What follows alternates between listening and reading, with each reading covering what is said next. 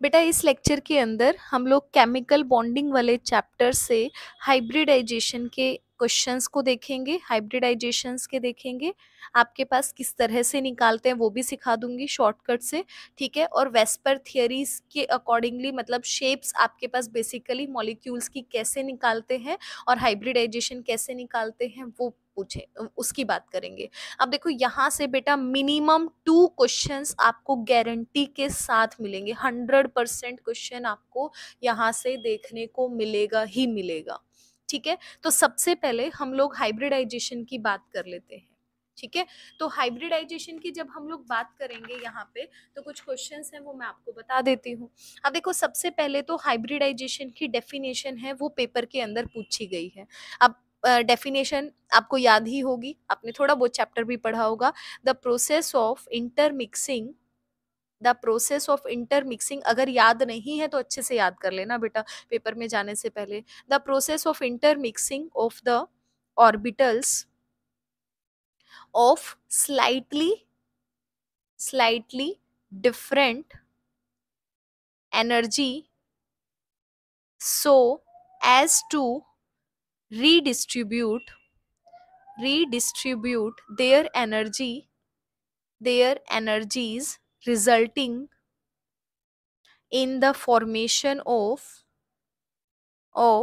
new set of orbitals of equivalent energies and shapes, equivalent energies and shapes, ठीक है। ये basically आपके पास definition होती है। अब सीधा मुद्दे पे आते हैं कि हाइब्रिडाइजेशन को निकालते कैसे हैं, जो मोस्ट इंपॉर्टेंट है, बहुत सारे क्वेश्चंस यहाँ से पूछता है, ठीक है। मिनिमम 3 नंबर का क्वेश्चन, आराम से 3 नंबर आपके पक्के 100%, इवन इससे ज्यादा नंबर आपके यहाँ से पक्के हैं, ठीक है। 5 नंबर आप आराम से मान के चलो, तीन तो मिनिमम से मिनिमम है आपके पास। इवन आप एनुअल में भी पेपर दोगे तो भी 3 नंबर यहाँ से आने ही आने हैं, ठीक है। तो देखो सीधी सी बात है, आपके पास हाइब्रिडाइजेशन को निकालते कैसे हैं।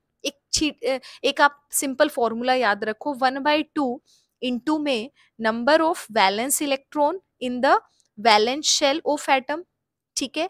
वैलेंस इलेक्ट्रॉन कितने हैं वो, प्लस में नंबर ऑफ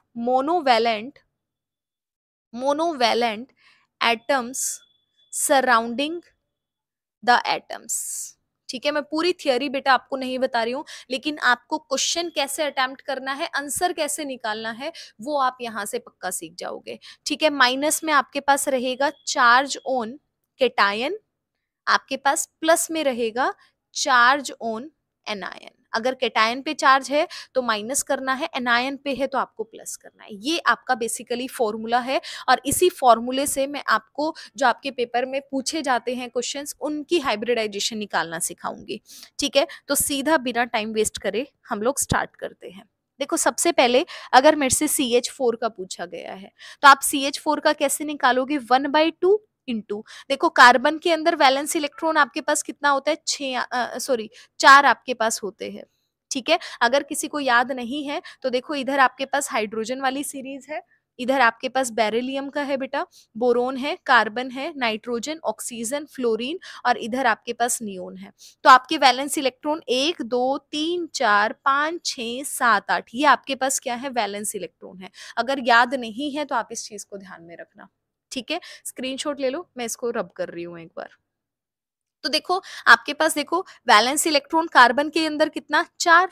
अब देखो यहाँ पे मोनोवैलेंट एटम कितना है, देखो हाइड्रोजन क्या करता है, हमेशा सिंगल बॉन्ड बनाता है, तो सारे हाइड्रोजन आपके पास है तो सारे मोनोवैलेंट होंगे, तो इसका मतलब बॉन्ड कितना बन रहा है, सिंगल बॉन्ड 4 बन रहे हैं, तो प्लस में क्या करोगे, 4 करोगे। अब देखो यहाँ कोई पॉजिटिव या नेगेटिव चार्ज है आपके पास नहीं है, तो केटायन वाला भी 0 हो जाएगा, एनायन वाला भी 0 हो जाएगा। तो अब देखो आपके पास 4 और 4 8 हो गए, 8/2 कितना बन गया, 4 बन गया आपके पास, ठीक है। अगर 4 होगा तो आपके पास sp3 हाइब्रिडाइजेशन आपके पास होगी बेटा, और शेप आपके पास कैसी बनेगी, टेट्राहेड्रल शेप आपके पास बनेगी, ठीक है। इसके बाद अगला देखो, हम लोग अगले की तरफ आगे बढ़ते हैं। आपके पास अगला आपके पास आता है SiF4। SiF4 वापस से क्या है, कार्बन की फैमिली का है, तो वापस से क्या करोगे, 1/2 इंटू, देखो कार्बन फैमिली का है, वैलेंस इलेक्ट्रॉन कितने, 4, फ्लोरीन ने बॉन्ड कितने बनाए, सारे सिंगल बनाए, तो सिंगल बॉन्ड कितने बने, 4 बने, तो प्लस में क्या करोगे 4। अब टोटल न्यूट्रल चार्ज 0 है ना, कैटायन है ना एनायन है, तो -0 + 0 टोटल कितना आएगा 8/2, वापस से कितना आएगा 4। 4 का मतलब क्या होता है, 4 ऑर्बिटल है, एक s3 आपके पास p वाले, तो हाइब्रिडाइजेशन क्या हो जाएगी sp3। वापस से शेप आपके पास क्या बनेगी, टेट्राहेड्रल बनेगी। अगला एग्जाम्पल देखो, OF2 आपके पास है। OF2 में देखो बेटा, ऑक्सीजन का आपके पास वैलेंस इलेक्ट्रॉन कितने होते हैं, 6। ठीक है, अब देखो फ्लोरीन ने सिंगल बॉन्ड बनाता है, तो कितने बन रहे हैं, 2 बॉन्ड बन रहे हैं, तो प्लस में क्या करोगे 2। वापस से ना कैटायन ना एनायन, तो -0 + 0 टोटल कितना बनेगा 8/2, मतलब 4 आया, तो आपके पास sp3 बनेगा, वापस से क्या बनेगा, टेट्राहेड्रल शेप बनेगी।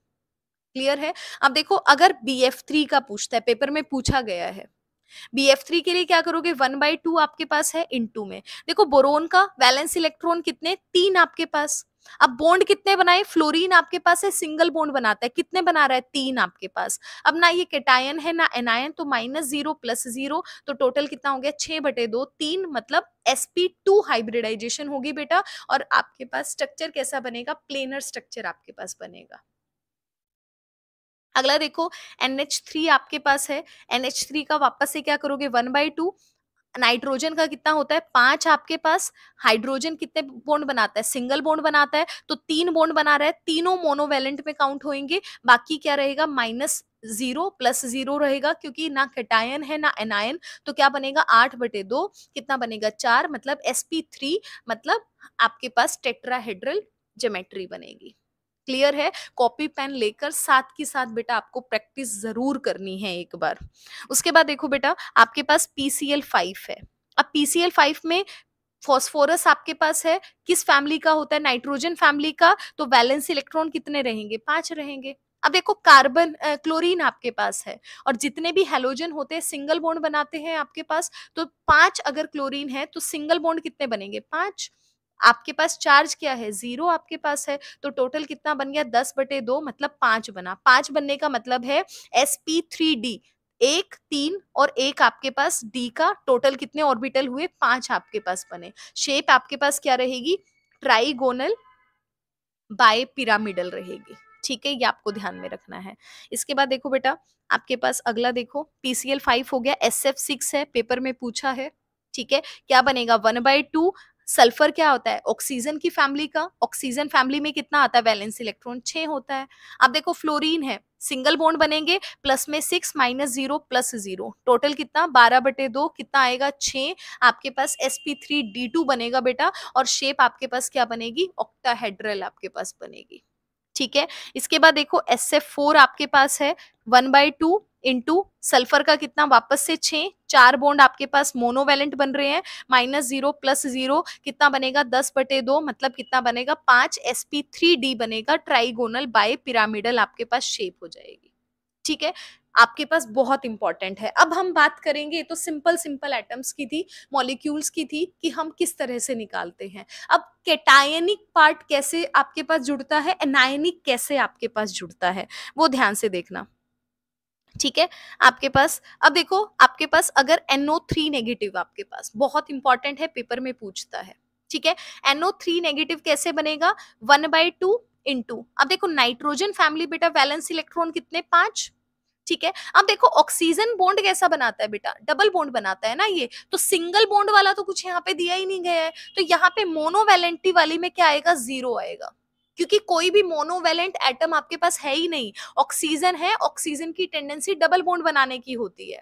ठीक है, अब देखो ये केटायन है या एनायन है, ये आपके पास केटायन है नहीं है, तो इसका मतलब -0 हो जाएगा। ठीक है, अब देखो एनायन -1 चार्ज दिया है, मतलब एनायन दिया है, कितना चार्ज है 1 चार्ज है, तो क्या करोगे +1 करोगे, इस बात का ध्यान रखना। जितना चार्ज होता है माइनस एनायन वाले पे -1 है, मतलब 1 चार्ज है, तो यहाँ पे +1 आपको करना है बेटा।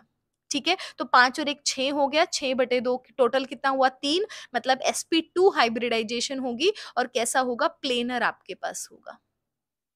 ठीक है, इसी तरह से और एग्जांपल देखो, CO3 2 नेगेटिव अगर आपके पास है, तो क्या होगा 1/2, कार्बन का कितना होता है 4 आपके पास। ठीक है, अब देखो वापस से ऑक्सीजन क्या होता है, डबल बॉन्ड बनाने वाला है, मोनोवेलेंट नहीं है, तो क्या करोगे 0 करोगे। अब कोई भी कैटायन नहीं है तो -0 करोगे। अब देखो एनायन कितना है, -2 चार्ज, 2 चार्ज है एनायन। एनायन का मतलब ऑलरेडी यही है कि नेगेटिव चार्ज है, तो आपको नेगेटिव यहाँ लिखना नहीं है, इस बात का ध्यान रखना। कितना है, 2 है, तो क्या करोगे, प्लस में 2 करोगे बेटा। तो क्या बनेगा, 6, 4 और 2 6/2, टोटल 3 बनेगा, मतलब sp2 बनेगा और कैसा रहेगा, प्लेनर आपके पास रहेगा।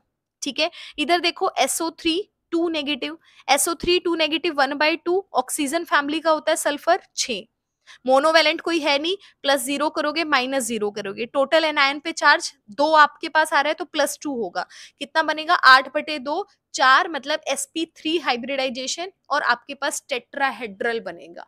आपको याद आया जब हम लिवाई स्ट्रक्चर बना रहे थे तो SO4 2 नेगेटिव का हम क्या बनाते थे, आप टेट्राहेड्रल स्ट्रक्चर बनाते थे ना बेटा। BF3 आता था तो आप कैसा बनाते थे, प्लेनर बनाते थे। ठीक है, अगर आपके पास लीनियर है तो आप लीनियर की शेप में, NO का लीनियर आपके पास है तो आप सिंपल आप वहां पे ड्रॉ करते थे, तो ये इसी के अकॉर्डिंग आप लोग ड्रॉ करते हो। इसी तरह से देखो NH4 पॉजिटिव का आपके पास क्या बनेगा, 1/2। देखो नाइट्रोजन का बेटा कितना होता है, 5। हाइड्रोजन देखो क्या है, मोनोवेलेंट है ना, हाइड्रोजन सिंगल बॉन्ड बनाता है, तो कितने सिंगल बॉन्ड बन रहे हैं, 4, तो क्या करोगे, प्लस में 4 करोगे। समझ आया, अब प्लस में 4 किया। अब देखो कैटायनिक पार्ट है बेटा, यहाँ पे कितना है, 1 चार्ज है तो -1 करना पड़ेगा। एनायन कुछ दिया नहीं है तो +0 हो जाएगा। अब देखो 5 और 4 9, 9 में से 1 गया, कितना 8, 8/2 आपके पास 4 बनेगा, मतलब क्या बनेगा, sp3, मतलब टेट्राहेड्रल आपके पास बनेगा। समझ आ रहा है आपके पास, ठीक है। इसी तरह से PO4 3 नेगेटिव का आप मुझे आंसर में लिख कर देना, कमेंट बॉक्स में बताना कि कितना आपके पास निकलेगा। ठीक है, आपका sp3 निकलना चाहिए बेटा। ठीक है, इसके बाद दूसरे देखो XeF2 है, पेपर में बहुत पूछता है ये वाले क्वेश्चन। देखो कैसे निकालेंगे, 1/2। जिनोन क्या है बेटा, नोबल गैसेस है, किस में आएगा, नियोन वाली फैमिली में आएगा। हीलियम, हीलियम में तो 2 इलेक्ट्रॉन होते हैं, ठीक है, उसमें 2 आपके पास वैलेंस इलेक्ट्रॉन रहता है, बाकी नियोन से आगे सारे 8 रहते हैं, तो आपके पास क्या बनेगा, 8। अब देखो फ्लोरीन क्या बनाता है, सिंगल बॉन्ड बनाता है, तो क्या रहेगा, +2। ना ये कैटायन है ना एनायन है, तो -0 +0 क्या बनेगा, 10/2, कितना बनेगा, 5, मतलब sp3d बनेगा, ट्राइगोनल बाय पिरामिडल। क्लियर है। XeF4 मैंने सारे क्वेश्चंस आपको करा दिए, सारे क्वेश्चंस आपकी प्रीवियस ईयर को पेपर में से ही मैंने लिए हैं बेटा। मैंने अभी पिछली वीडियो के अंदर जो आपको 30 क्वेश्चन दिए हैं प्रीवियस ईयर के, आपने देखा होगा एक बारी में अगर एक क्वेश्चन पूछ रहा है तो आपसे 2 या 3 की हाइब्रिडाइजेशन पेपर के अंदर पूछता है। ठीक है, XeF4 का देखो 1/2, 8 आपके पास है, 4 बॉन्ड सिंगल बन रहे हैं, +4 -0 +0, मतलब कितना बना, 12/2, कितना बना, 6। 6 का मतलब क्या है, sp3d2, एक s का, 3 p का, 2 किसके जाएंगे, d के जाएंगे। शेप कैसी बनेगी बेटा, ऑक्टाहेड्रल बनेगी। ठीक है, आप IF7 का कर लीजिए, निकालना इसी तरह से, क्या बनेगा, sp3d3 बनेगा बेटा। XeF6 का निकालना, वो आपके पास sp3d3 बनेगा, और sp3d3 का मतलब क्या है, पेंटागोनल बाय पिरामिडल शेप आपके पास रहेगी। ठीक है, तो ये सारी की सारी क्या है, हाइब्रिडाइजेशन है। अगर पेपर में हाइब्रिडाइजेशन पूछता है तो आपका क्वेश्चन छूटना नहीं चाहिए। ठीक है, इसके साथ सिंपल सा क्वेश्चन आपके पास आता है, उसमें ध्यान से देखना। अगर कहीं पर कार्बन आपके पास सिंगल बॉन्ड में है हर जगह पे, ठीक है, तो इस कार्बन की हाइब्रिडाइजेशन क्या होती है, sp3 हाइब्रिडाइजेशन होती है। अगर कहीं पे कार्बन डबल बॉन्ड पर है, ठीक है, तो ये जो डबल बॉन्ड के साइड वाले दोनों कार्बन है, ये आपके पास दोनों sp2 हाइब्रिडाइजेशन शो करेंगे बेटा। ठीक है, अगर कार्बन ट्रिपल बॉन्ड पे कहीं पर है तो इस ट्रिपल बॉन्ड के साइड वाले दोनों कार्बन है वो क्या होते हैं, sp हाइब्रिडाइजेशन आपके पास शो करते हैं। तो ये इंपॉर्टेंट है, क्वेश्चन यहां से अलग आपसे कभी नहीं पूछता है। ठीक है, तो आप यहाँ पर देखो, एक क्वेश्चन आपसे पूछा गया था बेंजीन का, क्वेश्चन आपसे पूछा गया था, what is the state of hybridization, state of hybridization of each carbon in C6H6। C6H6 का मतलब क्या होता है, बेंजीन, मतलब ये सारे डबल बॉन्ड है, सब पे क्या है, एक एक हाइड्रोजन बेसिकली है। इसने बोला है हर कार्बन पे आप लोग बताओ कि हर कार्बन के ऊपर आपके पास हाइब्रिडाइजेशन क्या है। अब ध्यान से देखो, ये कार्बन है, ये डबल बॉन्ड के साइड वाले कार्बन है, तो ये भी sp2, ये भी sp2, ये भी इस डबल बॉन्ड के आपके पास साइड वाले कार्बन है, तो ये वाला भी sp2, ये भी sp2। ऐसे ही डबल बॉन्ड के साइड वाले कार्बन है sp2, sp2। तो सारे कार्बन कैसे होते हैं, बेंजीन के अंदर sp2 होते हैं बेटा। इसी तरह से यहां से क्वेश्चन आया इथाइलिन आपके पास। इथाइलिन के अंदर क्या है, आपके पास कार्बन कार्बन H है, इधर sp, ये भी आपके पास क्या है sp। इथीन के अंदर आपसे पूछा गया है, ठीक है। तो इस तरह से आप किसी भी मॉलिक्यूल का निकाल सकते हो। एक क्वेश्चन और बहुत फेमस है जो यहाँ से पूछता है, वो देखो आपके पास इंपॉर्टेंट है, ध्यान से देखना बेटा। इसने बोला है describe the change in hybridization if any, ठीक है, of the aluminium atom in the following reaction, in the following reaction. आपसे बोलता है AlCl3 प्लस में Cl नेगेटिव, इधर है AlCl4 आपके पास नेगेटिव। आपको बताना है कि आपके पास एल्यूमिनियम की जो हाइब्रिडाइजेशन है वो कहाँ से कहाँ चेंज हुई है, ठीक है। यहाँ पे 3-4 क्वेश्चन है, सबको मैं सम अप करा रही हूँ। आपके पास एक पूछता है NH3 प्लस H पॉजिटिव, किसमें NH4 पॉजिटिव में पूछता है, ठीक है। एक बार सेम स्टेटमेंट के साथ क्वेश्चन है, ये सब अलग अलग पेपर में पूछे गए क्वेश्चन है बेटा, ठीक है। आपसे पूछता है PCl5 converts into PCl3। Fourth में पूछता है BF3 प्लस में NH3 आपसे F3B NH3। यहाँ पे आपसे चेंज इन हाइब्रिडाइजेशन पूछता है, तो एक बार फटाफट से आंसर देखो कैसे होगा। देखो एल्यूमिनियम का जब आप निकालोगे बेटा, एल्यूमिनियम AlCl3 के अंदर एल्यूमिनियम का निकालोगे तो आपके पास sp2 आएगा, जबकि आप AlCl4 नेगेटिव का निकालोगे तो sp3 आपके पास निकालेगा। जैसे अभी भी मैंने निकाला है वैसे ही निकालना। एल्यूमिनियम किसका होता है, देखो एल्यूमिनियम किस फैमिली का होता है, बोरोन फैमिली का होता है, मतलब वैलेंस इलेक्ट्रॉन कितने, 3 आपके पास, ठीक है। अब 3 है, सिंगल बॉन्ड आपके पास क्लोरीन बनाता है तो +3 आपको करना पड़ेगा, और कोई भी कैटाइनिक एनाइनिक नहीं है तो -0 +0 करोगे मतलब 6/2 आएगा। अब मतलब क्या बनेगा, 3 बनेगा। 3 का मतलब क्या है, sp2 हाइब्रिडाइजेशन। क्लियर है। तो इसी तरह से आप AlCl4 का भी निकाल सकते हो, यहाँ पे एनाइनिक पार्ट वाला आपके पास पोर्शन जुड़ेगा। देखो NH3 प्लस H पॉजिटिव, यहाँ आपको अमोनिया का दिखाना था भाई। अब देखो अमोनिया के अंदर देखोगे, अभी अभी हमने आज निकाला भी है ऊपर, तो यहाँ पे क्या है, sp3 आता है। NH4 पॉजिटिव का भी हमने निकाला था, ये भी sp3 था। तो यहाँ पे कोई change in, no change in hybridization होगा, दोनों के अंदर क्या है, sp3 आपके पास है। अब देखो PCl5 के अंदर भी हमने निकाला है, क्या आंसर आया था, sp3d आया था, ठीक है। PCl3 के अंदर sp3 आपके पास होगा बेटा, BF3 के अंदर sp2 होगा, अमोनिया के अंदर भी हमने निकाला है sp3 आपके पास है, ठीक है। इस बोरोन के अंदर आपके पास क्या है, sp3 है, ये वाला भी नाइट्रोजन क्या है, sp3 है। तो आपको यहाँ पे सिर्फ हाइब्रिडाइजेशन, मतलब क्वेश्चन पूछने का तरीका बदल गया है लेकिन क्वेश्चन आपके पास सेम है, ठीक है। तो इस तरह से आपको यहाँ पर क्या बतानी है, हाइब्रिडाइजेशन निकाल कर बतानी है। इसके बाद देखो इसी तरह के नॉर्मली क्वेश्चंस आपके पास आते हैं। एक एक क्वेश्चन और आता है, वो आप करना चाहे तो कर सकते हो। इसी में चेंज इन में पूछता है वो आपसे, CO2 के अंदर 2 इलेक्ट्रॉन डाले हैं, CO3 2 नेगेटिव बना रहा है, तो यहाँ पे कार्बन की चेंज इन हाइब्रिडाइजेशन बेसिकली आपसे पूछ रहा है, तो आप बहुत इजीली यहाँ पर आंसर दे सकते हैं, ठीक है। इसके बाद आगे बढ़ते हैं हम लोग वेस्पर थियरी के क्वेश्चंस में, मतलब हम शेप्स बाकी मॉलिक्यूल्स की देख रहे हैं भाई। ये ध्यान से देखो बेटा, शेप कैसे दी जाती है। जब भी आपको शेप बतानी है, आपके पास वेस्पर थियरी जो आपके पास है, वेस्पर थियरी किस पे काम करती है, अगर मैं एक पोस्टुलेट की सीधी बात करूं तो आप क्या बोलते हो, लोन पेयर रिपल्शन सबसे ज्यादा, फिर लोन पेयर बॉन्ड पेयर आपके पास, फिर आपके पास होती है बॉन्ड पेयर रिपल्शन। ये पोस्ट मतलब वेस्पर थियरी इस पोस्टुलेट के ऊपर काम करती है।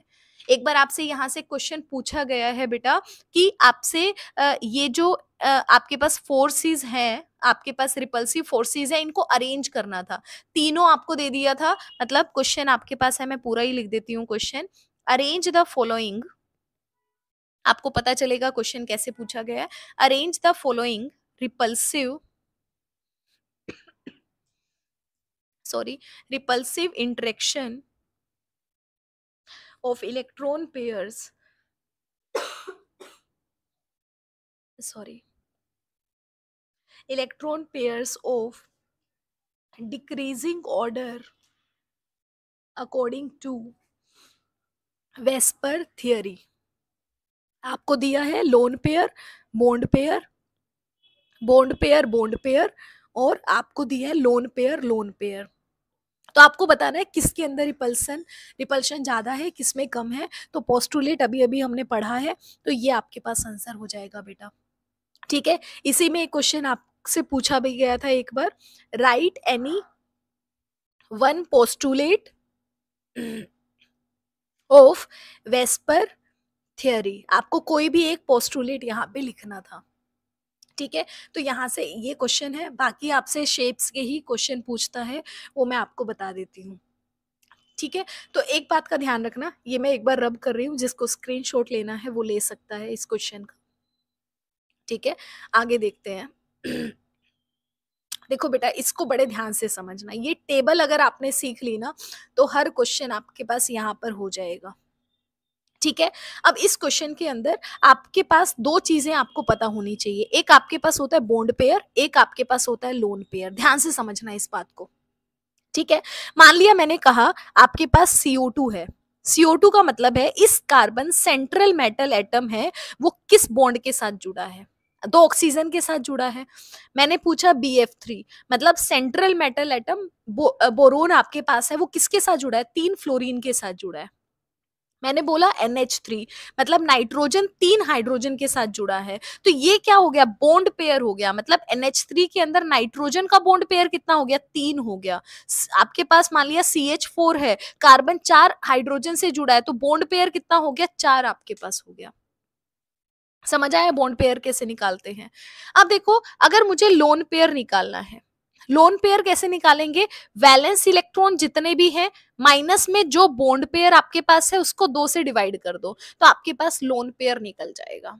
अब अगर आपको बॉन्ड पेयर और लोन पेयर पता है तो आप सीधी सी शेप बता सकते हो। ठीक है, कैसे है मैं आपको बताती हूँ। पहले देखो, अगर मेरे पास बॉन्ड पेयर 2 है, ये फिक्स है बेटा, ये आपको याद में रखना है। अगर आपको याद हो जाएगी तो आप किसी का भी शेप बता सकते हो। ठीक है, तो बॉन्ड पेयर है, इधर आपके पास लोन पेयर है। अगर आपके पास 2 बॉन्ड पेयर है तो आपके जितने भी नॉन मॉलिक्यूल्स आपके पास हैं, तो वहां पर आपके पास 4 तरह के लोन पेयर एग्जिस्ट करते हैं। या तो एक भी लोन पेयर नहीं होगा, या फिर 2 बॉन्ड पेयर होगा तो एक लोन पेयर आपको देखने को मिलेगा, 2 बॉन्ड पेयर होंगे तो 2 लोन पेयर आपको देखने को मिलेंगे, या फिर 2 बॉन्ड पेयर होगा तो 3 लोन पेयर आपको देखने को मिलेंगे। तो इसी के अकॉर्डिंग आपकी शेप डिसाइड होती है।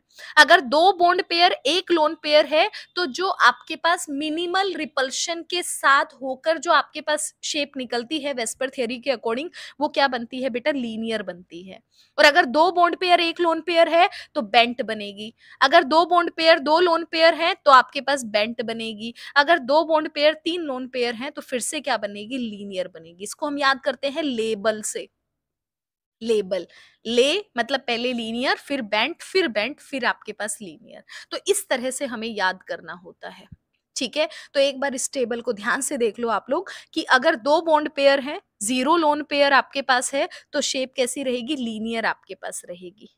ठीक है, अगर इसमें और दिए नहीं हुए वो आप लोग ऐड ऑन कर सकते हो। ऐसे ही अगर 3 बॉन्ड पेयर हैं, 0 लोन पेयर है, तो क्या रहेगा, ट्राइगोनल प्लेनर रहेगी। देखो ज्योमेट्री अलग होती है, ज्योमेट्री के अंदर लोन पेयर को काउंट किया जाता है, शेप के अंदर लोन पेयर को काउंट नहीं किया जाता। बाकी बॉन्ड पेयर के अकॉर्डिंग आप बताते हो कि रिपल्शन होने के बाद जो फाइनली आपको दिखाई दे रही है डिस्टॉर्टेड ज्योमेट्री आप बोल सकते हो, वो आपके पास क्या होती है, शेप होती है।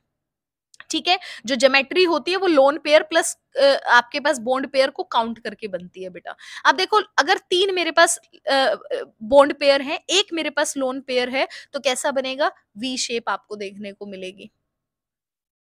ठीक है। सॉरी, अगर बॉन्ड पेयर दो हैं, अगर एक लोन पेयर है तो कैसी है, वी शेप होगी। वी शेप को हम क्या बोलते हैं, बेंट हम बोलते हैं। ठीक है। इधर देखो, बेसिकली ये आपके पास बॉन्ड पेयर है, ये आपके पास लोन पेयर है इस टेबल के अंदर। तो अगर तीन बॉन्ड पेयर हैं, एक लोन पेयर है, तो क्या बनेगा, ट्राइगोनल पिरामिडल बनेगा, जैसे कि अमोनिया आपके पास होता है। ठीक है। अगर आपके पास चार बॉन्ड पेयर है, जीरो लोन पेयर है, तो टेट्राहेड्रल बनेगा। ठीक है। अगर आपके पास पांच बॉन्ड पेयर है, जीरो लोन पेयर है, ट्राइगोनल बाई पिरामिडल बनेगा। अगर चार बॉन्ड पेयर है, इधर लिख लो, चार बॉन्ड पेयर है, जीरो लोन पेयर है, तो टेट्राहेड्रल होगा। चार बॉन्ड पेयर एक लोन पेयर है, तो सीसा आपके पास होगा। अगर चार बॉन्ड पेयर एक लोन पेयर आपके पास है, तो आपके पास कैसा रहेगा, स्क्वायर प्लेनर आपके पास रहेगा। इसको एक साथ भी लिख सकते हो, चार bond pair, zero lone pair, one और टू। अगर जीरो लोन पेयर है तो टेट्राहेड्रल, वन लोन पेयर है तो सीसा आपके पास रहेगी, बहुत इंपॉर्टेंट है सीसा वाला। ठीक है। और चार और दो आपके पास रहेगा तो कैसा रहेगा, स्क्वायर प्लेनर रहेगा। इस तरह से आप लोग कर सकते हो। ठीक है। अगर पांच हमारे पास रहेगा, bond pair zero lone pair बेटा रहेगा, तो ट्राइगोनल बाय पिरामिडल आपके पास रहेगा। ठीक है। और अगर पांच बॉन्ड पेयर एक लोन पेयर रहेगा, तो स्क्वायर पिरामिडल आपके पास रहेगी। तो ये शेप आपको इस तरह से याद करनी होती है। क्लियर है। जैसे मैं आपको एक एग्जांपल देती हूँ सिंपल अमोनिया का। ये आपके पास अमोनिया है। अब देखो यहाँ पर बॉन्ड पेयर देखो बेटा कितने हैं। बॉन्ड पेयर नाइट्रोजन के साथ तीन हाइड्रोजन जुड़े हैं, मतलब बॉन्ड पेयर मेरे पास तीन है। लोन पेयर कैसे निकालेंगे, वैलेंस इलेक्ट्रॉन, नाइट्रोजन में वैलेंस इलेक्ट्रॉन पांच, माइनस में बॉन्ड पेयर कितने, तीन अपोन में दो, कितना बनेगा आपके पास, दो बटे दो, मतलब कितना बना, एक। तो यहाँ पे बॉन्ड पेयर कितना आया बेटा, तीन आया। लोन पेयर आपके पास क्या है, एक आया। तो इसी के अकॉर्डिंग शेप बतानी है। और जब भी बॉन्ड पेयर तीन है, लोन पेयर एक है, तो हमेशा क्या बनता है बेटा, आपके पास पिरामिडल बनता है। यहाँ पर ये आपके पास लोन पेयर रहेगा, तो इसे क्या बोलते हैं, पिरामिडल स्ट्रक्चर बोलते हैं, शेप बोलते हैं। ठीक है। तो ये बेसिकली क्या हो जाएगी, शेप आपके पास हो जाएगी। तो इस तरह से आपको शेप्स निकालनी है। तो क्वेश्चंस आपसे एक बार क्वेश्चंस मैं आपको दिखा देती हूँ कि क्वेश्चन कैसे पूछता है। बहुत सारे क्वेश्चंस यहाँ से आपसे पूछे जाते हैं। देखो क्वेश्चन के अंदर बोलता है व्हाट टाइप ऑफ वट, या आपने कोई वीडियो देखी होगी, मैंने एक वीडियो डाली है इससे पीछे, जिसमें मैंने आपको सारे प्रीवियस ईयर के क्वेश्चंस दिखाए हैं। वहां पे इसी तरह के क्वेश्चंस पूछता है। हाइब्रिडाइजेशन जितने पॉसिबल थे सब मैंने आपको इसी लेक्चर के अंदर बेटा करा दिए हैं। और वर्डिंग एक बार देख लो, what type of hybridisation explain trigonal bipyramidal shape of PCl5। थोड़ा क्वेश्चन घुमाया है लेकिन बोला इसने वही है। अब PCl5 है, वो ट्राइगोनल बाइपिरामिडल शेप की होती है। इसने आपसे बोला है इस शेप को एक्सप्लेन हाइब्रिडाइजेशन, मतलब आपको इसकी हाइब्रिडाइजेशन बतानी है, सीधी सी बात है। ठीक है। अगला क्वेश्चन देखो, आपके पास शेप पूछी गई थी मॉलिक्यूल्स की। SF4 की शेप आपके पास क्या होती है, BrF5 की आपके पास क्या होती है, ये आपको मुझे बताना है कमेंट बॉक्स में कमेंट करके कि इसकी शेप आपके पास क्या होती है बेसिकली। ठीक है। और भी आपके पास क्वेश्चंस हैं। आपके पास XCF2 की पूछी गई है, सारे सेम क्वेश्चन है। NH3 की आपसे पूछी गई है, PCl5 की बेटा आपसे पूछी गई है। तो इस तरह के क्वेश्चंस आपको यहाँ पर देखने को मिलेंगे ही मिलेंगे। ठीक है। क्वेश्चन बहुत इंपॉर्टेंट है। एक क्वेश्चन रीजनिंग है आपके पास जुड़ा है, मैं आपको बता देती हूँ। देखो इसने बोला था क्वेश्चन के अंदर, describe the hybridization in case of PCl5। ठीक है। PCl5 के अंदर हमने निकाली है sp3d, आपके पास आंसर आया था बेटा। अब देखो आगे क्वेश्चन क्या बोलता है, why are the axial bonds are longer than the equatorial bond. अब देखो जब PCl5 करते हो तो ये आपके पास स्ट्रक्चर होता है ना बेटा। ठीक है। इसमें ये बोलता है कि एक्सियल बॉन्ड है वो इक्विवेलेंट बॉन्ड से लंबे होते हैं, ऐसा क्यों होता है। देखो एक्सियल बॉन्ड जो आपके पास है बेटा, वो कितने एंगल पे प्रेजेंट है, वो 90 डिग्री पे प्रेजेंट होते हैं। इक्विटोरियल वाले कितने पे है, आपके पास 120 पे आपके पास है। ठीक है। अब देखो 90 डिग्री का एंगल आपके पास एक्सियल वाले हैं, इक्विटोरियल वाले 120 पे हैं। अब एक्सियल वाले अगर 90 पे रहेंगे तो ऑब्वियस सी बात है कंपैरेटिवली यहाँ पर रिपल्शन भी आपको क्या देखने को मिलेगा, ज्यादा देखने को मिलेगा। अगर रिपल्शन ज्यादा रहेगा तो इसीलिए जो बॉन्ड है वो भी आपके पास क्या रहेगा बेटा, लोंगर रहेगा। ठीक है, आप आंसर में लिखना as the axial bond are present at the bond angle of the 90 degree where as the equatorial bonds are at the 120 degree. Therefore, axial bonds experience the more repulsion comparatively to equatorial bond, due to which it is longer. ऐसे करके आप इसका answer लिख सकते हो। Clear है? तो बेटा क्वेश्चंस बहुत इजी हैं, मुश्किल क्वेश्चन नहीं है। एक दो छोटे छोटे क्वेश्चंस और हैं, मैं बता देती हूँ, इसी में ही कवर कर देती हूँ जो पेपर में पूछे गए हैं। एक क्वेश्चन आपके पास बहुत आता है कि पाई और सिग्मा बॉन्ड के अंदर डिफरेंस क्या होता है। सबने पढ़ा है पाई बॉन्ड आपके पास क्या होता है, जो साइड वेज ओवरलैपिंग से आपके पास क्रिएट होते हैं बेटा। ठीक है, सिग्मा बॉन्ड होते हैं जो आपके पास एक्सियल ओवरलैपिंग से आपके पास फॉर्म होते हैं। और आप बोल सकते हो कि सिग्मा बॉन्ड कैसा होता है, स्ट्रॉन्ग बॉन्ड होता है। पाई बॉन्ड कैसा होता है, वीक बॉन्ड होता है बेटा। ठीक है, सिग्मा बॉन्ड में क्या कर सकते हो, फ्री रोटेशन आप कर सकते हो। ठीक है, कोई दो आपको करने थे, आप कोई भी दो लिख सकते हो। सिग्मा बॉन्ड में क्या है, फ्रीली रोटेशन पॉसिबल हो जाती है, लेकिन पाई बॉन्ड में साइडवेज ओवरलैपिंग की वजह से फ्री रोटेशन पॉसिबल आपके पास नहीं होती है। तो सिग्मा पाई का इस तरह से क्वेश्चन आपके पास पूछता है कि क्यों ये आपके पास स्ट्रॉन्ग होते हैं। एक क्वेश्चन ये भी आता है कि सिग्मा बॉन्ड है वो ज्यादा स्ट्रॉन्ग होता है पाई बॉन्ड से, ऐसा क्यों आपको देखने को मिलता है। ठीक है, वो भी रीजन इसी चीज में ही छुपा हुआ है। एक क्वेश्चन आपके पास आया है, कार्बन इधर H है, इधर CH3 आपके पास है, डबल बॉन्ड कार्बन है, हाइड्रोजन है, carbon triple bond carbon H है। यहाँ पे इसने बोला total number of sigma bond आपके पास कितने हैं, पाई बॉन्ड आपके पास कितने हैं, आपको गिनकर बताने हैं। अब देखो ये भी सिग्मा, ये भी सिग्मा, ये सिग्मा, ये पाई, ये सिग्मा, ये सिग्मा, ये सिग्मा, आप बीच वाला सिग्मा, ये पाई, ये पाई, तो आपको टोटल काउंट करके बताने थे। ये हाइड्रोजन, कार्बन हाइड्रोजन के बीच में सिग्मा, यहाँ पे देखो 3 हाइड्रोजन है आपके पास। ठीक है, ये आपके पास क्या है, आपके पास 3 हाइड्रोजन है बेसिकली, 1 2 3, तो ये भी सिग्मा, ये भी सिग्मा, ये भी सिग्मा, तो सबको खोलकर आपको बताना था सिग्मा बॉन्ड कितने हैं, हाइड्रोजन बॉन्ड बेसिकली आपके पास कितने हैं। ठीक है, यहाँ से एक क्वेश्चन ये भी पूछता है कि पोलर कोवेलेंट बॉन्ड से आप लोग क्या समझते हैं। तो इस तरह के क्वेश्चन है, name the covalent bond forming by the axial overlapping of the atomic orbitals. तो इस तरह से बेटा आपको क्वेश्चंस की प्रैक्टिस करनी है। मेरे ख्याल से आप इजीली इन क्वेश्चंस को बहुत इजीली आप लोग कर पाओगे। ठीक है, कोई दिक्कत है तो आप कमेंट बॉक्स में कमेंट करके जरूर